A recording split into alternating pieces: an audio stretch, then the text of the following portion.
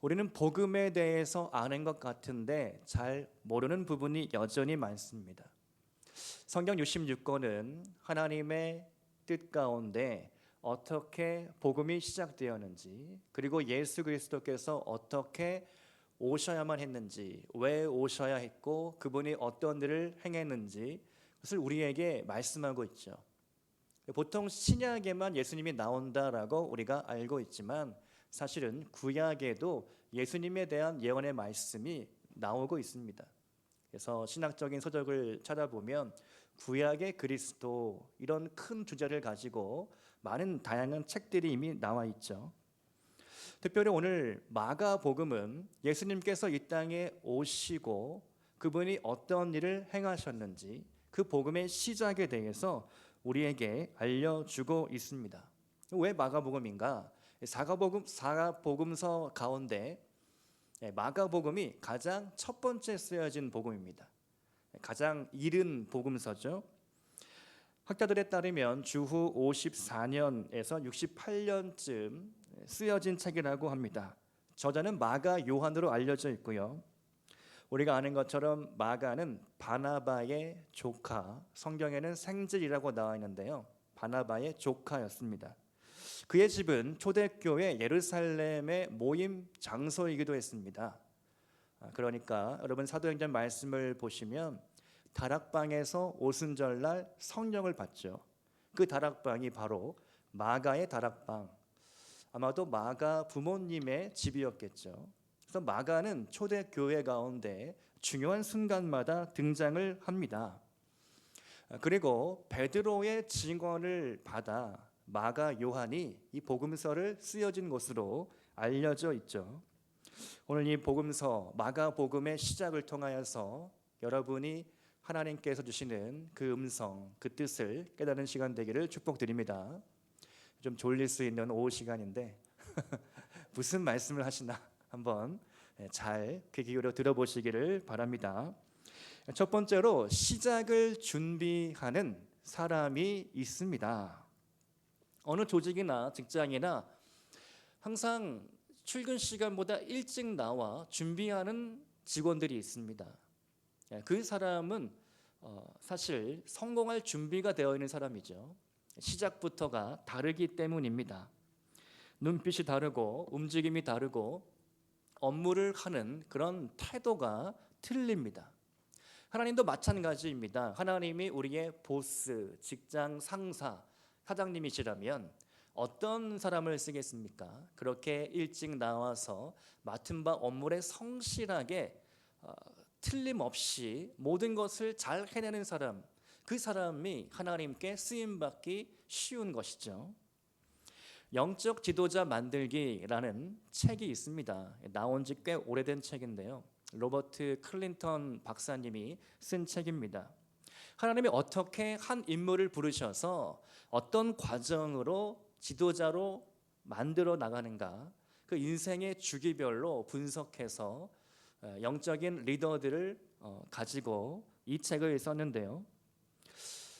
우리가 아는 것처럼 하나님은 준비된 인격, 성품을 가진 사람을 쓰십니다. 인격과 성품이 깎여지고 다듬어지지 않으면 결국은 하나님 앞에 언젠가는 버림받게 되는 것이죠. 한때 청소년 사역에서 유명한 강사를 연합 집회에 제가 초청한 적이 있습니다. 한 1000명 규모의 군인 자녀들, 그러니까 군부대 지역에 흩어져 사는 군인 자녀들은요, 항상 그런 이 소규모 교회에서 생활을 하기 때문에 어떤 예배나 집회 이런 것들을 경험하기가 어렵습니다. 그래서 전국에 있는 군인 자녀들, 청소년들을 대상으로 연합 집회를 했는데요. 그때 제가 담당자여서 정말 유명하다고 하는 소문난 청소년 전문 강사를 불렀습니다. 제가 그분이 올 때 마중 나가서 이제 안내하고 인사드리고 집회 장소로 올라가는데 엘리베이터를 같이 타게 되었습니다. 근데 그분의 이 태도가 조금 수상쩍었습니다. 엘리베이터 이 옆에 난간이 있지 않습니까? 그 난간에 딱 기대더니 짝다리를 짚고 주머니에 손을 딱 넣더니 한 손에는 가방을 들고 있었습니다. 이렇게 딱 하더니 저한테 묻는 겁니다. 그때 이제 간사였는데요. 간사님, 뭐 1시간 정도 하면 됩니까? 제가 동생보다 훨씬 더 제가 웃기죠. 사실 그분의 이 친동생이 유명한 개그맨이었거든요. 그래서 아마 그런 개그적인 그런 센스가 있고 말재주가 좋았던 것 같습니다. 이름만 얘기하면 알만한 개그맨인데 그 개그맨의 형이니까 얼마나 대단하겠습니까? 실제로 그분이 강단에 올라가서 1시간 반 정도 설교를 쫙 하는데 정말 물 흐르듯이 자연스럽게 아주 이렇게 풍부한 개인기와 성대모사와 상황 설명과 이런 것들을 쫙 하니까 아이들이 정말 이 말씀 속에 빨려 들어가듯이 집회 시간이 지나가게 되었습니다.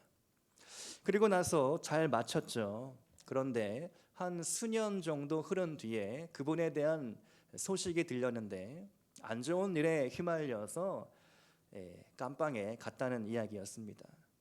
재능과 은사가 대단했는지 모르지만 그 내면 세계 안에 어떤 잘못된 마음과 태도가 있었던 것이죠.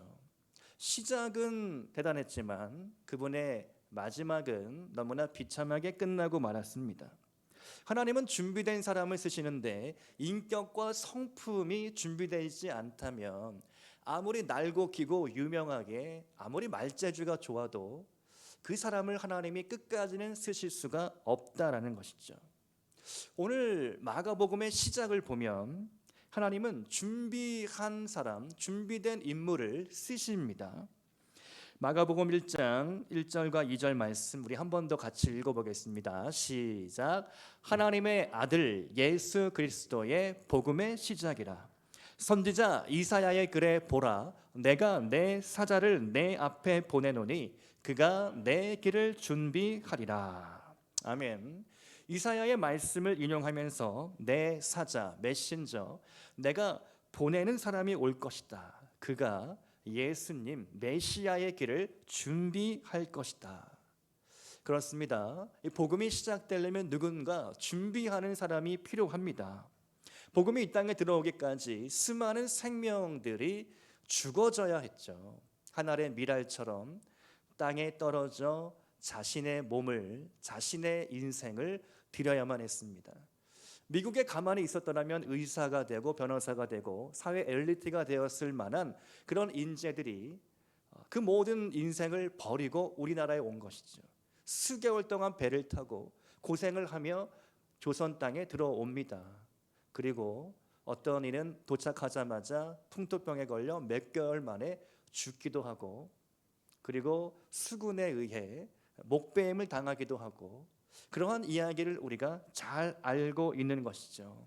복음이 들어올 때, 복음이 시작될 때 항상 피 흘림, 순교의 역사가 반드시 있었습니다. 여러분 한번 생각해 보시기 바랍니다. 여러분이 어떻게 복음을 듣게 되었는지, 어떻게 교회에 나오게 되었는지, 아마도 여러분의 부모님 세대 혹은 여러분의 세대 가운데 어떠한 어려움과 고난과 어떤 싸움 끝에 예수 그리스도를 믿게 되고 영접하게 되고 복음이 여러분의 가정 가운데 시작되었을 것입니다. 제가 금성교회 역사를 잘 알지는 못하지만 금성교회가 세워지고 또 송파동에서 여기까지 오는 동안 수많은 분들의 피와 땀과 눈물이 있었는 줄로 압니다. 누군가의 희생과 헌신과 또 몸으로 마음으로 물질로 기도로 그러한 봉사와 섬김과 헌신이 없고서는 하나님의 교회가 운영되고 세워질 수가 없는 것이죠. 하나님이 우리 복음을 우리 교회에 주신 것처럼 여전히 복음은 계속해서 흘러가야 합니다. 우리가 복음이 이 땅에 들어오고 여러분의 가정 가운데 들어오고 우리 교회에 들어왔죠. 시작이 됐습니다.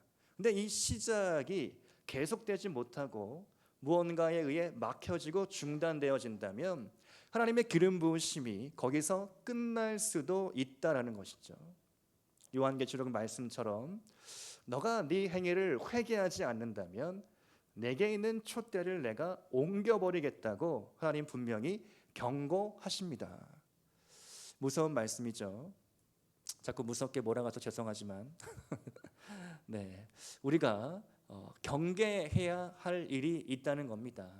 복음이 시작되는 것, 또 이 복음의 시작을 통하여 나는 준비되어 있는가? 나는 그 복음을 지금 운반하고 있는가? 누군가에게 흘려보내고 있는가?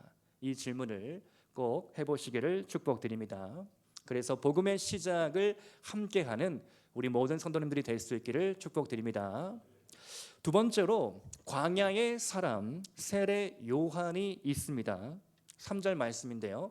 마가복음 1장 3절 말씀, 우리 정신을 바짝 차리고 같이 한번 큰 목소리로 읽어보겠습니다. 시작. 광야에 외치는 자의 소리가 있어 이르되 너희는 주의 길을 준비하라. 그의 오실 길을 곧게 하라. 기록된 것과 같이. 아멘. 광야는 외롭고 적막하며 황량한 땅이죠. 광야하면 우리는 잘 이해하기가 어렵습니다. 우리나라에는 광야가 없기 때문이죠.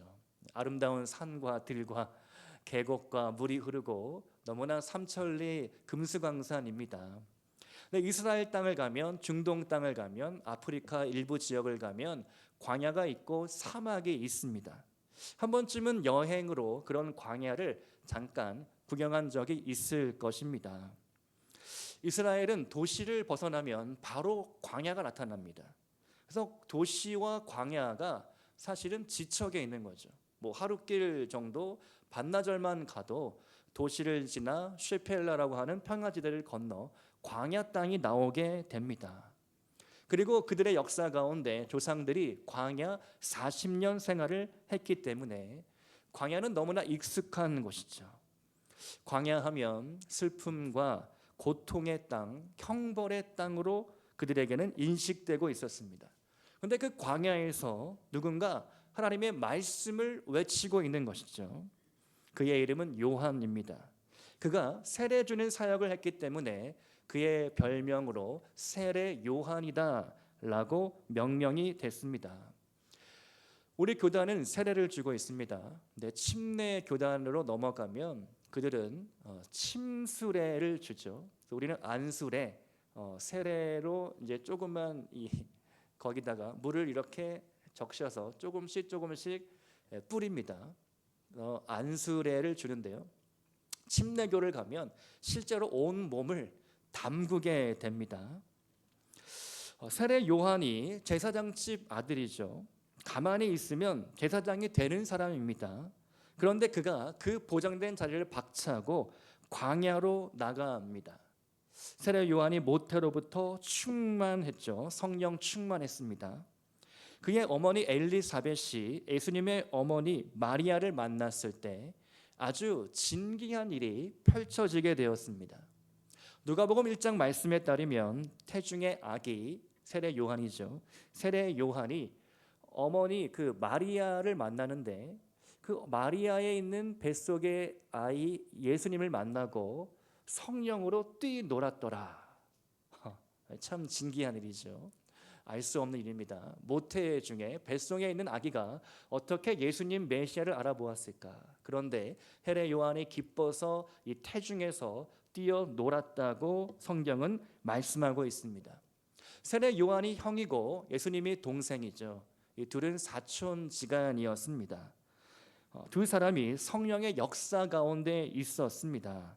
그런데 두 사람의 인생이 전혀 달랐죠. 세례 요한은 광야로 나가 광야의 사람이 되었고 예수님은 갈릴리 바다 주변에서 변방에서 활동을 했습니다. 세례 요한이 제사장 아들이기 때문에 온 유대와 예루살렘 사람들이 그를 따르고 회개의 세례를 받았습니다. 예수님은 갈릴리 바다로 가셔서 예수님은 목수의 아들로 변방에서 변방의 사람들과 사역을 시작하셨죠. 예수님도 광야에 나간 적이 있습니다. 성령의 이끄심을 받아 사탄에게 시험을 받으셨죠. 광야는 그런 면에서 상당히 신비한 장소입니다. 사탄이 활동하기도 하고 세례 요한은 그곳에서 성령으로 세례를 주기도 하였고 다양한 일들이 펼쳐진 곳이 광야라는 곳입니다. 광야에 수도원이 있다 있다고 합니다. 예루살렘에서 여리고로 내려가는 길, 그 길은 험하기로 유명한데요. 사진이 나왔네요. 저렇게 험한 광야인데요. 그곳에 와디 켈트라는 곳이 있는데 시편 23편 말씀처럼 사망의 음침한 골짜기를 연상시키는 것입니다. 화면에 나오는 것처럼 이스라엘의 그랜드 캐니언이라는 별명을 갖고 있죠. 그런데 저 까마득한 절벽에 1500년 이상 되는 수도원이 하나 서 있습니다. 성 조지아 수도원이라고 불려지는데요. 보이십니까? 저 가운데 하나 더 사진이 있죠? 한번 넘겨주시겠습니까? 제가 세 장. 저렇게 깎아지른 절벽에 수도원이 세워져 있습니다.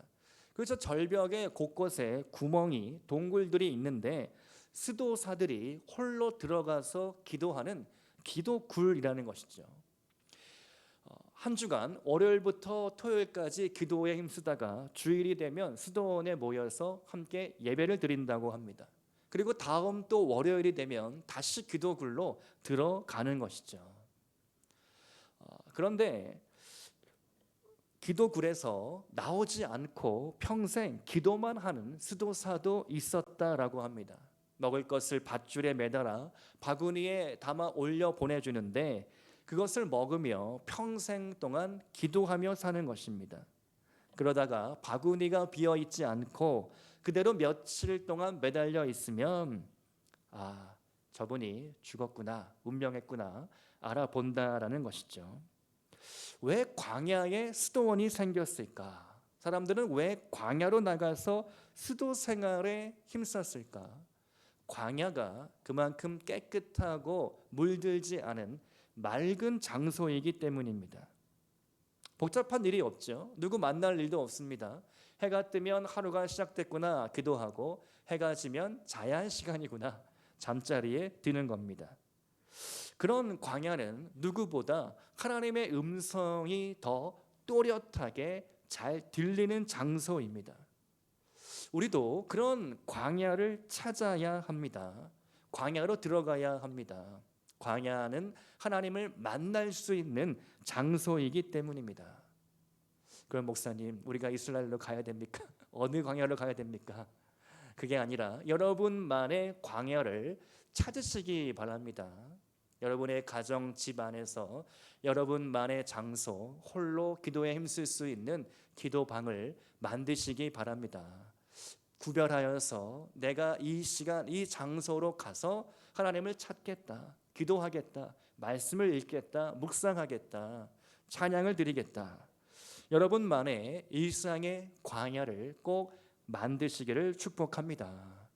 광야에서 하나님을 만나는 시간, 그 깊이, 그 넓이만큼 여러분의 신앙도 성장할 줄로 믿습니다. 세 번째로 항상 죄 사함을 받아야 합니다. 오늘 본문 4절과 5절 말씀을 보시면 세례 요한이 광야에서 회개의 세례를 전파합니다. 그리고 온 유대와 예루살렘 사람이 다 나와 자기 죄를 자복하고 세례를 받았죠. 아까 잠깐 말씀드리긴 했지만 침례 교단은 침수례를 베푼다고 이야기를 했습니다. 제가 궁금증이 많은 편인데 과연 세례 요한은 어떻게 세례를 주었을까? 여러 가지 자료도 찾아보고 알아봤는데요.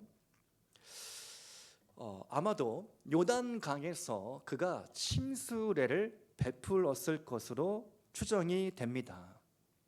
여러분, 우루과이에 김정재 선교사님이라고 계십니다. 그분이 몇 개월 전에, 작년이었나요 벌써? 올해였나요? 네, 한번 오셔서 설교를 하셨죠. 오후에.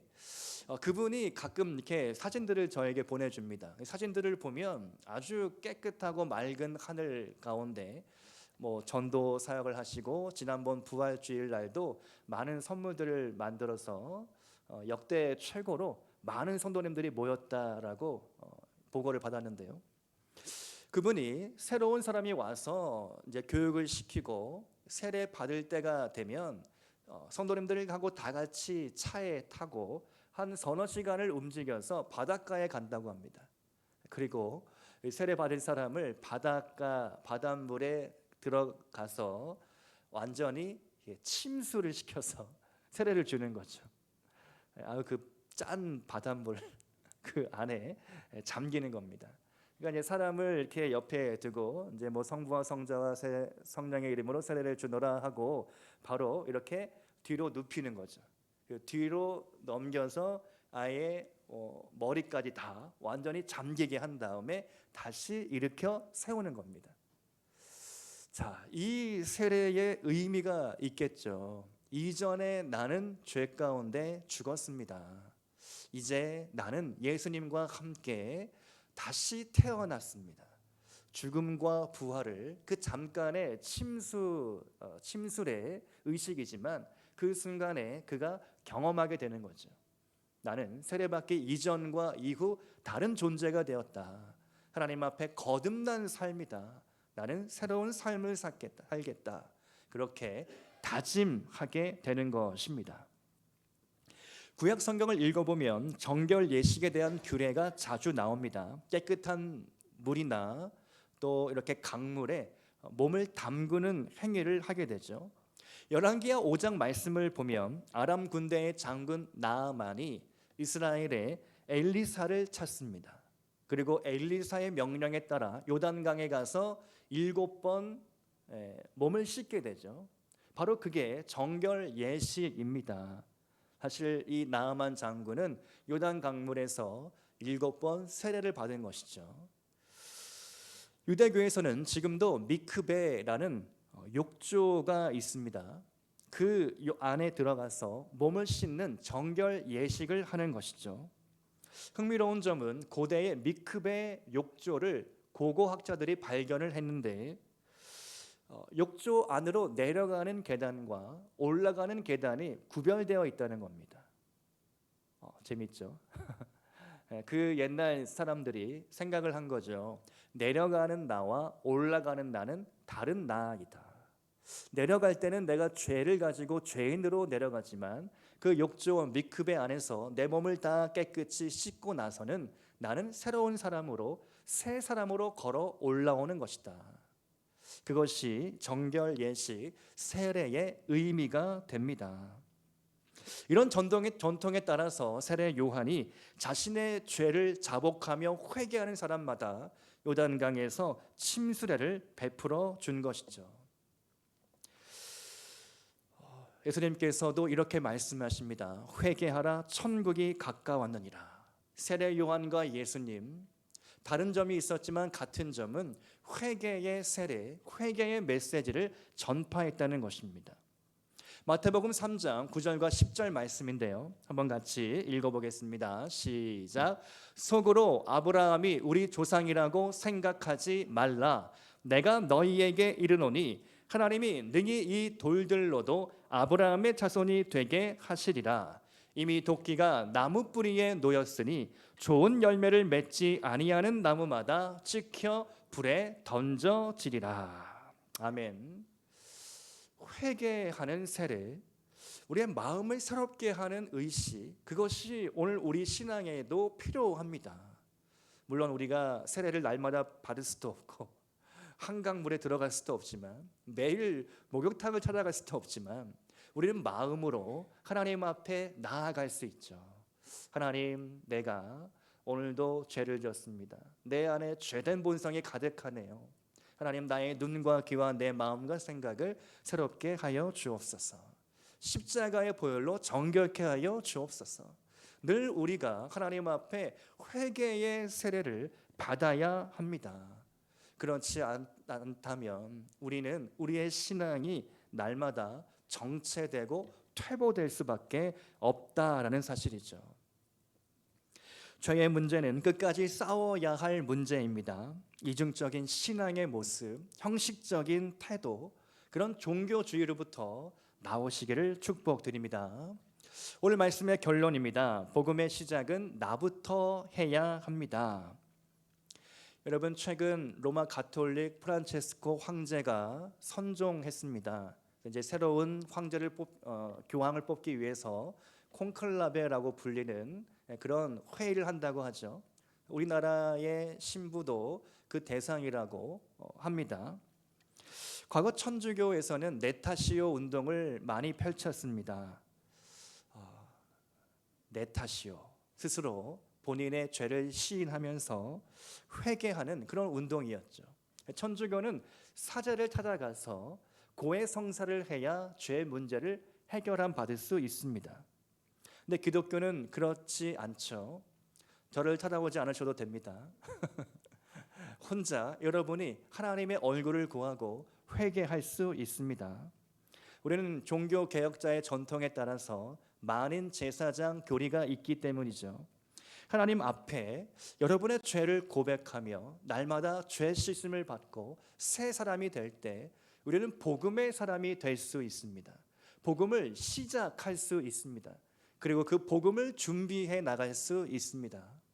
앞서 말씀드린 것처럼 여러분의 가정 가운데, 오늘 우리 교회 가운데 복음이 들어왔고 복음이 시작되었습니다.